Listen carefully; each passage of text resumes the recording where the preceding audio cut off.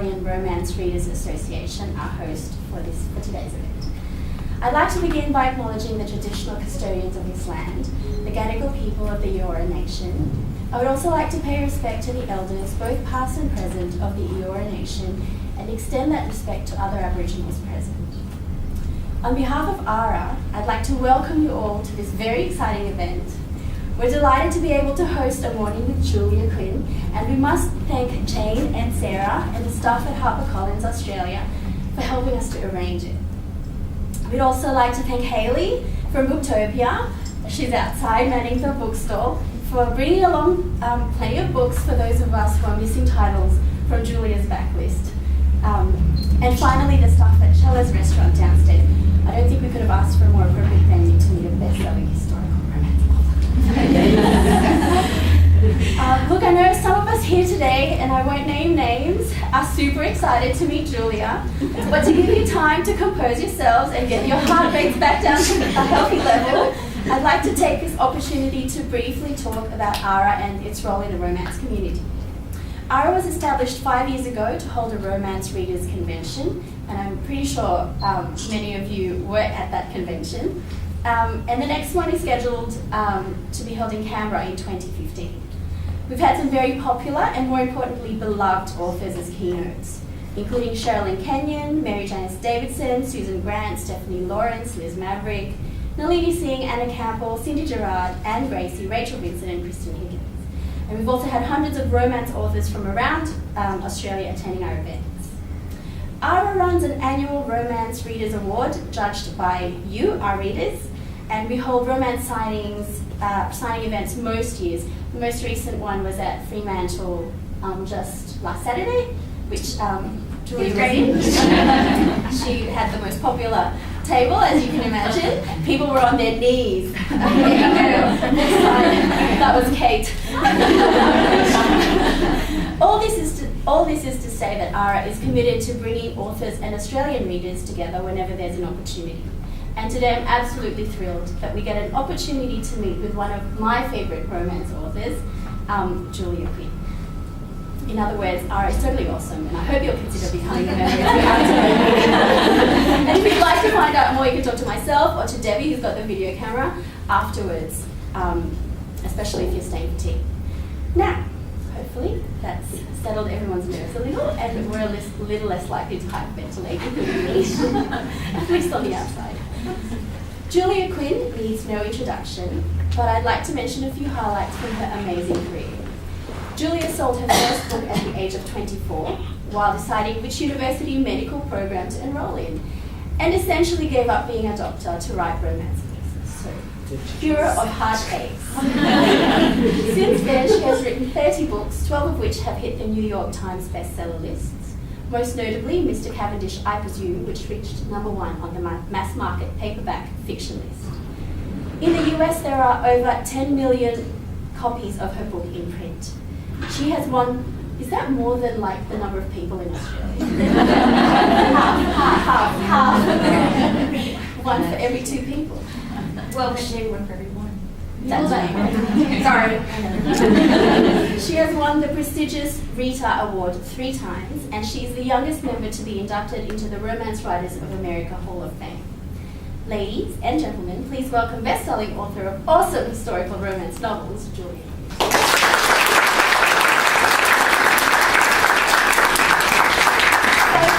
What we're going to do is we'll just do some icebreaker questions, and then I know you're all dying to get your questions out to Julia, so I'll open the questions up to the audience, and if you just raise your hand and speak really loudly so everybody can hear you, and Julia will try and answer. So welcome to Australia. Thank you. It's actually my last day. I know. Well, what have you seen of Australia so far? Well, I had a holiday with my family first, and so we got in. My husband jokes that it took 4 days to get where we were going, but we didn't lose a day. But it was one of those funny things because we actually flew from Seattle to Honolulu and spent a night there. And I highly recommend if you're going to do that long trip to spend a night, it's a good place to break it up. And then we flew from Honolulu to Sydney, got in at night and spent the night at the airport hotel, and then Sydney up to Cairns and to Port Douglas. By the time we got into Port Douglas, it actually was 4 calendar days later. And I was like, oh, we lost a day. He's just saying, I'm counting my calendar. So we went up to Port Douglas and spent 3 days there, and then into the Daintree, and stayed at this really swanky, fun treehouse resort for 3 days, and then down to Kangaroo Island for 3 days, and then back to Sydney. And then I left about a day before they did and headed out to Fremantle for the Romance Writers of Australia convention. I can't quite call it RWA because to me that's Romance Writers of America, and I get so confused. And in Melbourne on Monday. Yes, and then I flew to Melbourne and then Brisbane and back here. So you were in Brisbane yesterday? I was in Brisbane yesterday. Yes. Do you find that when you come to Australia, people give you offerings of food?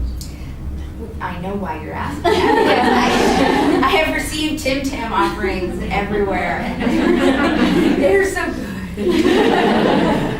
So yes, I've had many Tim Tam. So getting back to books, okay, let's talk about the Bridgertons. Okay. The series spanned 8 books, 2 anthologies, and a set of second epilogues. Mm-hmm. Why do you think readers love this series so much?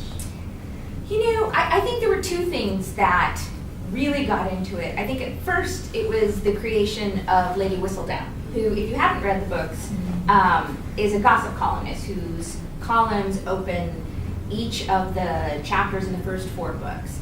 And it wasn't necessarily a completely original device. Certainly there have been romance novels that had opened with, snippets from gossip columns and things like that. But her identity it wasn't the main point of the first book, but it was people were speculating who was this, and then I didn't answer the question at the end, which led some readers to kind of go, huh? And some say, well, I didn't even like the book, but now I have to read the second one, which I thought was fabulous. Not as fabulous as if they liked it, but still. So there was that, but then I think people started really liking the family. And what I realized in retrospect is that within romance, there was really kind of a dearth of truly actual, non-dysfunctional families. Everybody's got either, a mother who was cold or absent, or a father who was evil or absent, or both. Or, if you would see the hero, maybe he has his little band of friends as his substitute family, or a brother or a sister, but not truly a functional, happy family. And even though the father of this family had passed away, they were very clearly a family who loved each other and at times hated each other, as we all do, and bicker, but they were just very real. And I think it kind of filled an absence that maybe most people didn't realize had existed. I'm not sure I had realized it had existed. I mean, I had written books with cousins who were very close or sisters who were close, but not sort of a family in full where everybody actually was, overall nice to each other. So part of the dynamic of that family is sort of the humorous way that they interact with each other. And I think part of your voice as an author, there's a very strong element of humor and sort of really witty dialogue between characters. Do you find that tricky to write? Or is that something that comes naturally? I think it's something that comes naturally. It's just, every time, I sort of joke, every time I try to write like a bad boy alpha hero who's mean to people, he ends up being nice. Or funny, and which isn't to say that they don't sometimes do jerky things, but I guess I fundamentally like fundamentally nice people. I married sort of the ultimate nice guy. I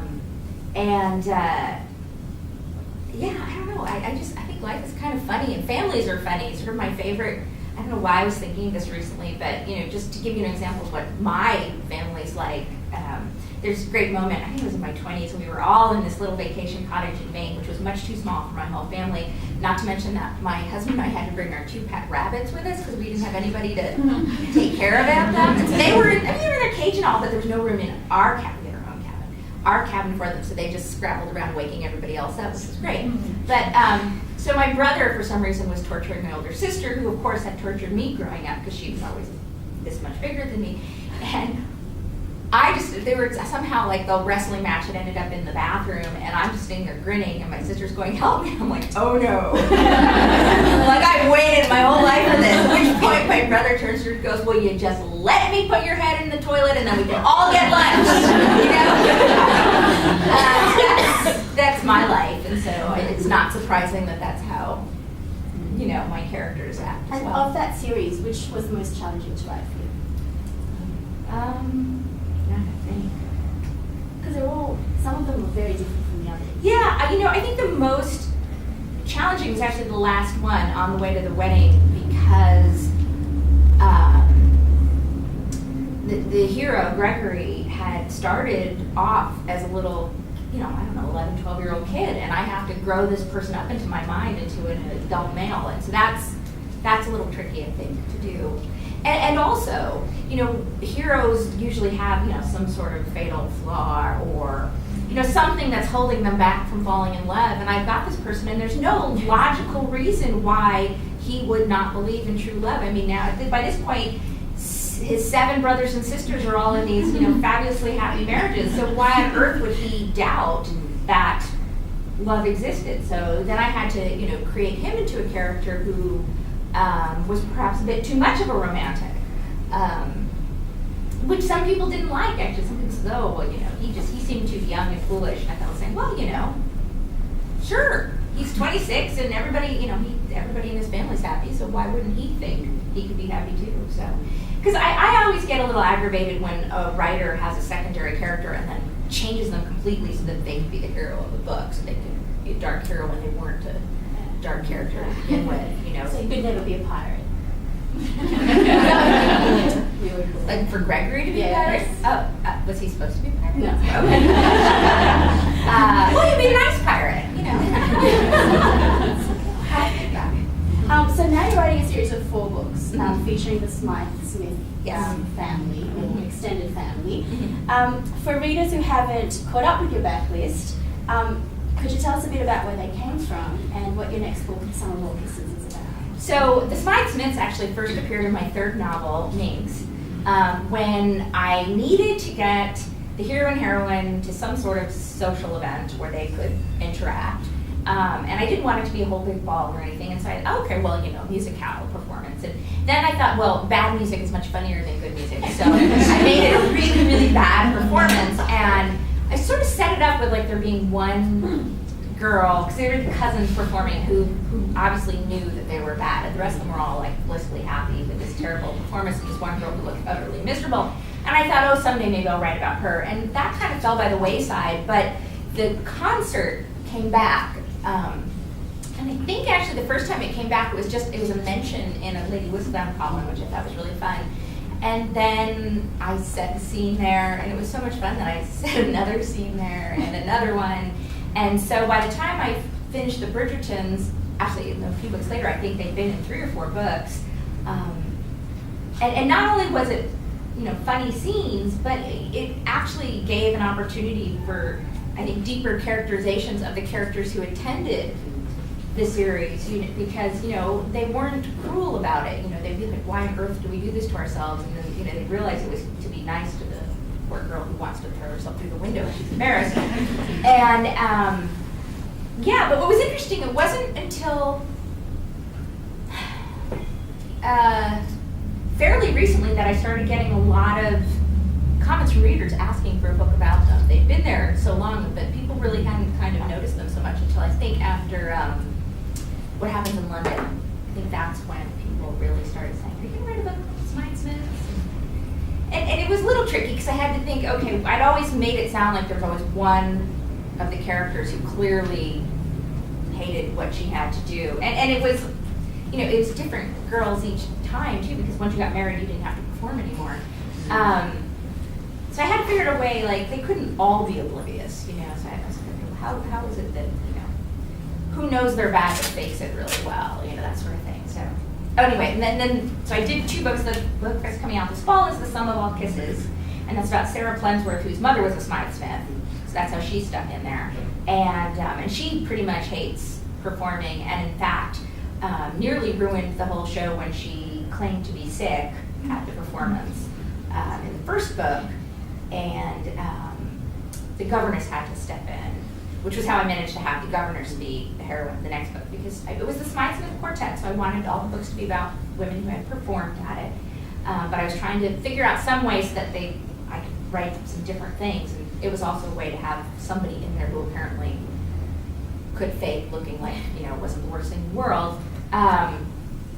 So, of her own book, and I will say she does have to finally answer to Iris is another person in there, for having abandoned her first at the concert. It was a little tricky too because you don't want your heroine to be unsympathetic, but the truth is she behaved badly. So, She didn't stick with her sisters. no, I mean she claimed that she thought she was going to cancel the whole thing, so she thought she was like, I was doing it for you, and I was just like, oh no. So, and so anyway, the last book will be about Iris, and unfortunately for me, that is all I know about her right now. I'm trying to figure out what to do. So how do you know when a series will end? So for the Smythe-Smith quartet is called a quartet, so I'm Right. assuming it's going to be 4. Yes. But have you ever been tempted to prolong a series or cut it short? Like the Bridgertons were, 8 books? Well, with the Bridgertons, they originally started actually as a 3-book series, but once we realized it was going to be 8 books, it was pretty obvious. I mean, there were 8 siblings. Which isn't to say like they haven't shown up their little world in other places. I mean, certainly the Smythe-Smiths are connected there. Other things, it's hard to say because I haven't read too many other series. I guess there's what people call the Bevelstoke series, which are books that were not necessarily in order, and I still have characters in that world who I might write about, so I wouldn't say that that's done.